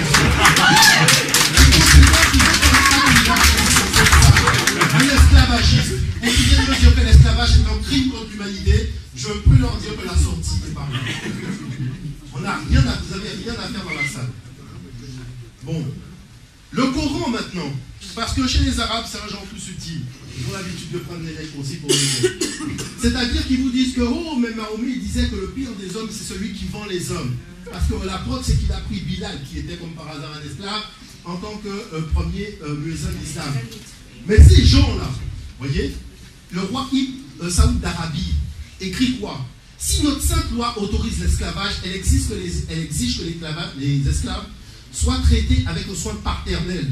Ceux qui agissent contrairement à la loi seront condamnés par Dieu. C'est-à-dire que les gars ont réussi un truc extraordinaire. On annonce la venue du royaume de Dieu, dans lequel il n'y a ni maître ni esclave, avec un bouquin qui défend l'esclavage. Moi, je vais vous dire une chose. Dans ce genre de cas, ce n'est pas le royaume de Dieu qu'on annonce. Je ne sais pas ce qu'on annonce, mais il va falloir quand même leur dire que s'il n'y a pas d'esclavage au royaume de Dieu, et que tu as un bouquin qui explique qu'il faut traiter tes esclaves, franchement, ce n'est pas le royaume de Dieu, tu nous prends pour des cons. Et donc voilà pourquoi on se retrouve dans le berceau sémitique avec des traces, c'est-à-dire des documents. Ce n'est pas des choses qu'on invente, c'est-à-dire qu'il y a des documents sur lesquels on voit bien qu'ils pratiquaient ce principe esclavagiste-là, donc dans leur berceau originel. Parce que là, on est vraiment obligé de, je dirais, franchement, d'aller carrément passer les couches en perse, là. On est loin. Bon, maintenant, dans le monde indo-européen ancien, les Européens aussi sont issus du nomadisme, puisqu'on sait que dans leur berceau originel, les steppes euro-asiatiques, ils sont venus donc du nord, en fuyant la glaciation. Donc qu'est-ce qu'on s'aperçoit? C'est la même chose que les sémitiques. À une différence près, c'est le climat, là il fait froid. Donc on fuit le froid. Mais c'est le même système, le patriarcat, le nomadisme, la femme impériorisée qui ne compte pas, le chef de famille qui est maître de tout, la convoitise des terres et des biens d'autrui, hein, la valorisation du physique masculin, débouchant même sur l'homosexualité, les parenthèses qu'on ferme. Donc naturellement, ces conditions-là vont avoir des répercussions sur le mental même des individus. Qui fait qu'à partir du moment où quelqu'un arrive devant la grotte, oh, c'est la panique déjà. Vous voyez, c'est exactement ce qui se passe aujourd'hui. On vous montre deux Africains qui arrivent au Maroc à la télévision, on a l'impression que les Blancs, ici, vous disent déjà, ils vont rentrer en Europe. Vous voyez, c'est extraordinaire. C'est-à-dire, il n'y a pas le sens de l'accueil. Il n'y a pas le sens de comment allez-vous. Il n'y a pas ça. Moi, j'avais un voisin qui disait jamais bonjour à personne dans l'immeuble, et on l'a vu à la télévision disant qu'il dialogue avec le monde sur Internet.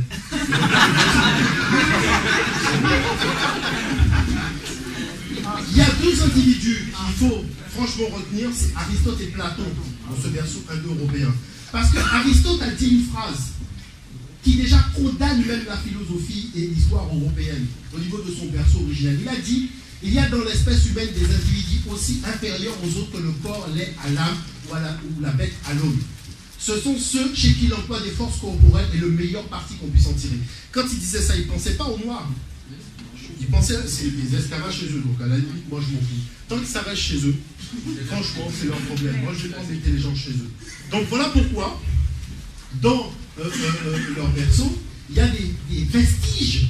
Vous voyez, la femme elle porte des chaînes. Donc c'est qu'ils ont déjà l'habitude, marque de fabrique copyright. Ils ont déjà l'habitude de le faire. Parce qu'il aurait fallu qu'ils nous montrent la même chose pour l'Afrique pour commencer à dialoguer. Parce que moi, quand j'attaque, je montre les documents. Donc il faut montrer les documents aussi. Mais c'est vrai que c'est difficile de discuter avec du vent. Bon, donc en plus, il y a même des expositions. Hein? Et c'est pas pour rien que Michel-Ange même a représenté l'esclave. Il y a une sculpture qu'on appelle l'esclave, de Michel-Ange. Vous voyez que l'esclave il a représenté, ça n'a rien à voir avec les nègres. Bon. Donc Platon maintenant, qui a dit une phrase qui a été hautement mais dramatique pour notre destin sur les plantations. Il a dit: je ne vois que deux expédients pour éviter les révoltes sur les plantations. Le premier est de ne point avoir d'esclaves d'une seule et même nation, de manière à faire en sorte qu'ils ne puissent pas se comprendre. Cette phrase date, vous voyez, on est à 428-347 avant Jésus-Christ. C'est-à-dire des siècles avant l'arrivée en Afrique. Les gars ont déjà bâti le système, comme a dit Jean-Charles. Le truc est déjà planifié. Donc, naturellement, qu'est-ce qui va se passer?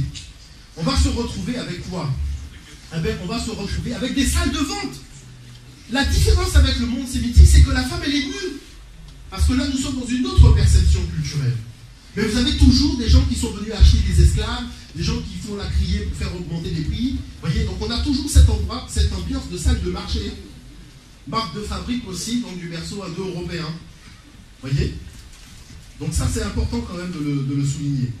Et un témoignage historique, parce que c'est extraordinaire lorsque Peter Grenouillot dit que l'Égypte a été la grande initiatrice. Mais attendez, il faut arrêter de plaisanter. Le seul recensement qu'il y a eu dans l'Antiquité a été rapporté par Athénée de Naucratis, au 3e siècle après Jésus-Christ, dans la Bible. Et il dit, voilà, il y avait 21 000 Athéniens, 10 000 métèques pour 400 000 esclaves. C'est une plantation. 92% de la population est esclave. C'est-à-dire toute l'activité est une plantation. Donc on voit bien qu'il y a déjà tout un système qui existe et qui est en place. Bon, maintenant prenons la problématique même de l'origine même du mot esclave. Puisqu'on sait que durant le Moyen-Âge, c'était les rois européens qui allaient faire des razzias à l'intérieur de l'Europe orientale pour aller chercher des peuples blancs comme les Slaves, qui considéraient comme païens. Vous voyez, il y a Henri de Wasler et autres, Othon Ier par exemple. Et ces captifs-là venaient alimenter un commerce entre les Arabes et les Indo-Européens. Donc un commerce européo-arabe qui a été prolifique entre Venise et l'Empire arabe. Vous voyez? Donc ça, il faut le dire, parce que c'est de là même qu'on dit qu'ils ont trouvé l'argent pour financer après les expéditions.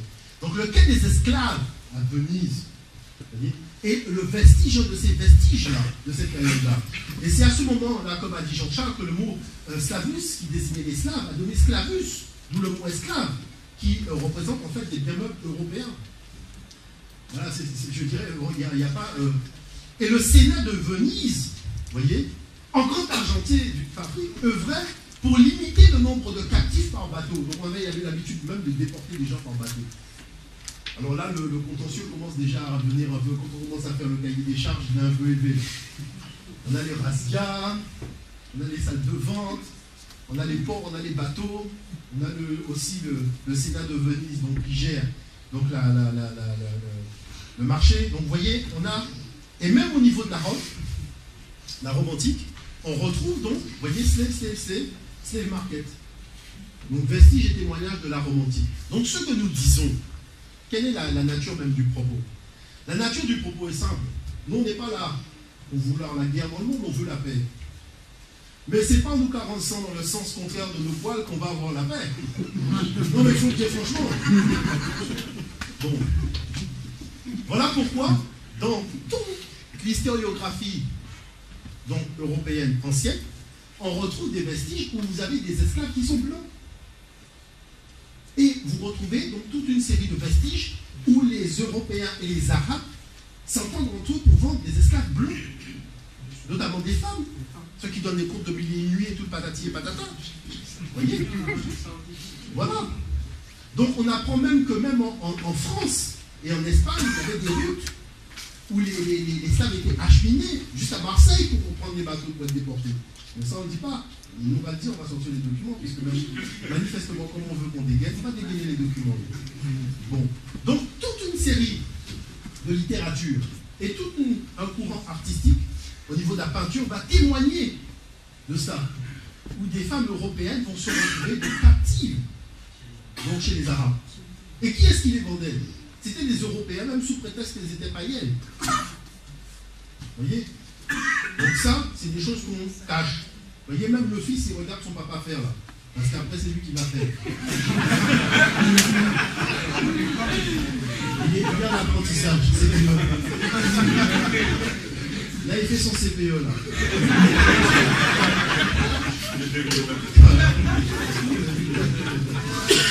Les documents sont là. Les documents sont là. On veut nous culpabiliser sur quoi? On veut nous faire avoir honte de quoi? Mais voilà les professionnels. On est des amateurs et des on a construit des bateaux. Tout à l'heure, parce qu'il faut que j'avance.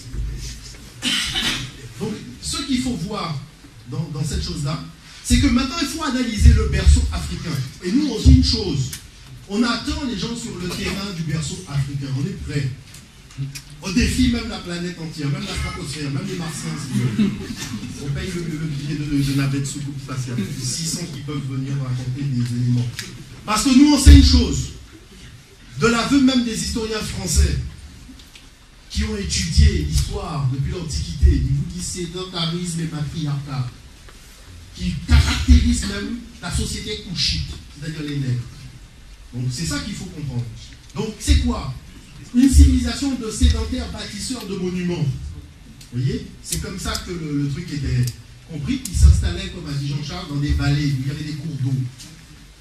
C'est pas nous qui partions chasser les individus. Bon. Donc la valorisation de la nature nourricière et la recherche de l'harmonie avec elle, parce qu'on vit dans un climat il fait chaud. On est bien. Vous voyez, si les Européens étaient bien chez eux, ils seraient restés chez eux, sinon ils nous emmerdaient chez nous, c'est qu'ils n'étaient pas bien chez eux.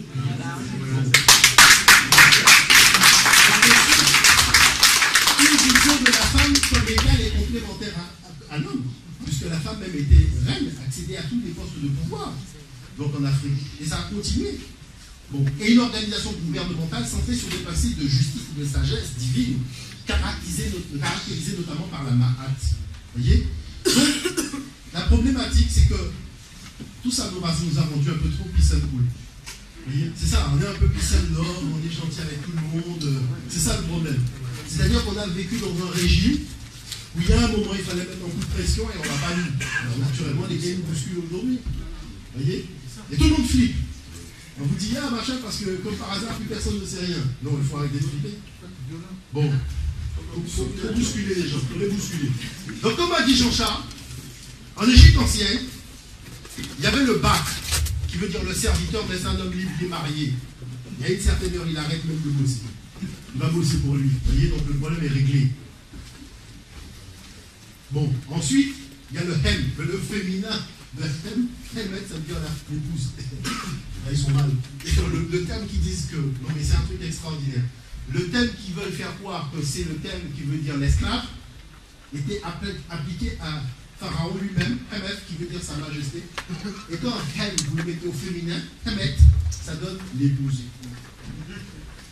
Hemet des soutes. l'épouse royale. Vous voyez, machin, donc les gars sont mal barrés. Donc ensuite, il y a le Sekerkamp qui est le vivant blessé. Mais c'est un vivant blessé, mais s'il est blessé, c'est qu'on prend soin de lui. C'est pas un vivant qu'on va tuer. On n'emmène pas à l'abattoir, on dit le vivant qu'on emmène à l'abattoir. Là, on est blessé, il est blessé, donc on le répare. Vous voyez? Et on a des textes tels que l'Imaraton. L'Imaraton dit quoi? Parce qu'il faut aller chercher des textes chez nous qui disent que les hommes étaient des bien. On défie quiconque de trouver des textes d'ailleurs. La seule solution qu'ils ont, c'est d'aller inventer, de faire du faux et d'usage de faux. Parce que c'est des professionnels de son domaine. Donc, quelles sont les choses nombreuses? Quelles sont nombreuses les choses que tu as créées? Donc j'ai supprimé des lignes pour aller à l'essentiel. Ô Dieu unique, voyez le mot unique. Je vais vous dire après à vos gamins que l'Égypte était polythéiste. C'est eux qui étaient polythéistes et qui le sont jusqu'à aujourd'hui. Ils adorent Jésus-Christ et l'argent.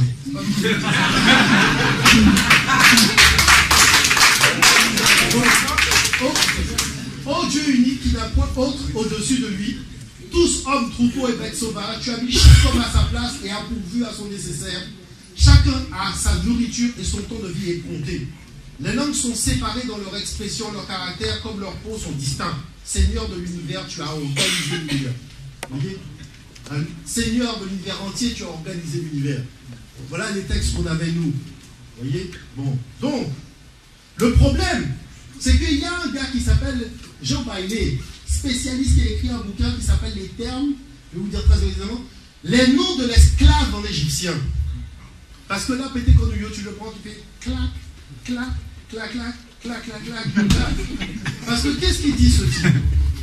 Ce type dit, pour désigner l'esclave, là c'est même pas Jean-Charles qui parle, c'est même pas moi, vous voyez, on dégaine par personne interposée. Pour désigner l'esclave, la langue égyptienne n'a pas de mot spécifique. Ce n'est pas qu'elle manque de termes pour exprimer les idées de subordination, de travail et de service. Au contraire, elle rend ses idées par des termes nombreux. Mais aucun d'entre eux ne correspond exactement à l'idée de servitude, c'est-à-dire de possession de la personne, corps et biens, de sujétion et de dégradation, comme les mots latins grecs servus doulos. Ni leur emploi, ni leur sens intime et leur étymologie, autant qu'on peut les saisir, ne les dit à cette signification. Donc lorsqu'il va dire que l'Égypte ancienne a été la grande initiatrice, M. Péter Cornelio est un escroc. Et ça, il faut le lui dire en face. Et encore, c'est ce qu'il représente. Il faut lui dire que c'est un escroc. Et nous disons à son fan club que c'est un escroc. Voilà, c'est tout. Mais s'il y en a un qui veut prendre la suite, ben, il n'y a pas de problème, on l'attend. Donc on a des documents qui montrent dans quelles conditions les gens travaillent.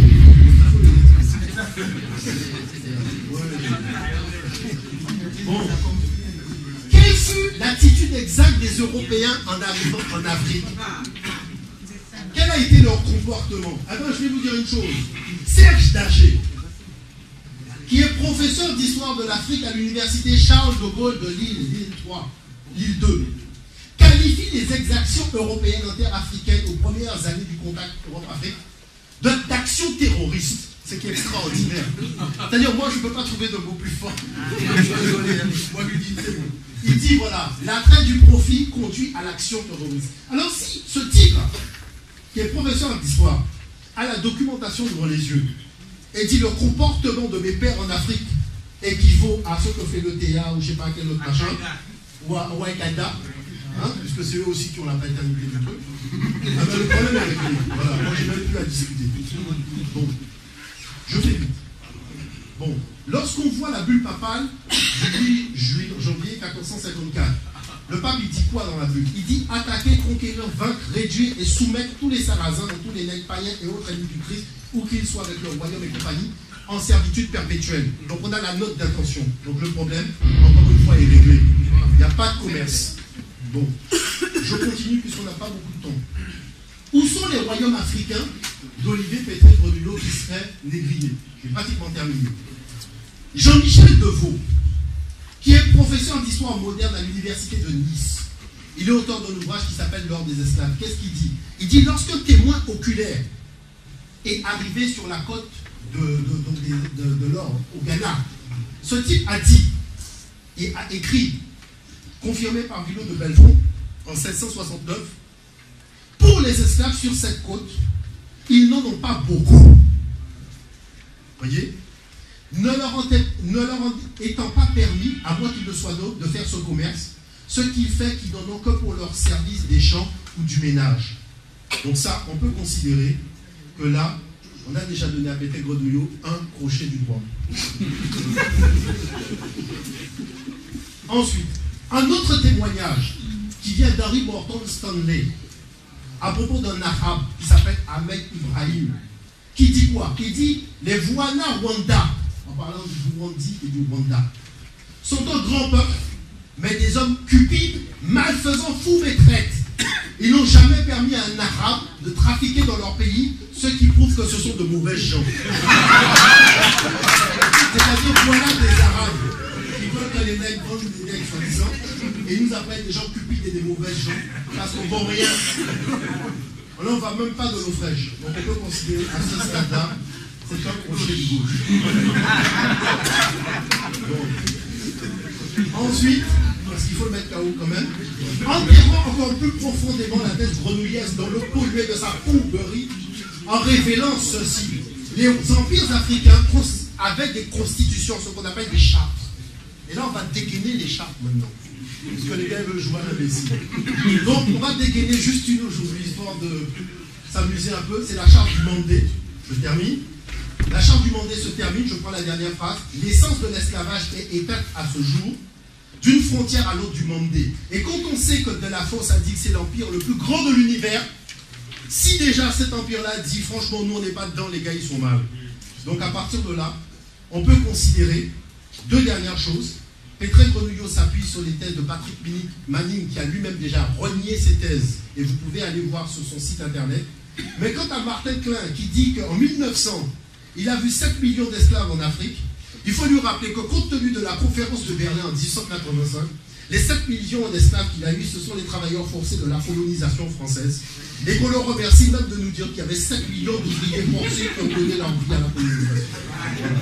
Donc à partir de là, on peut considérer...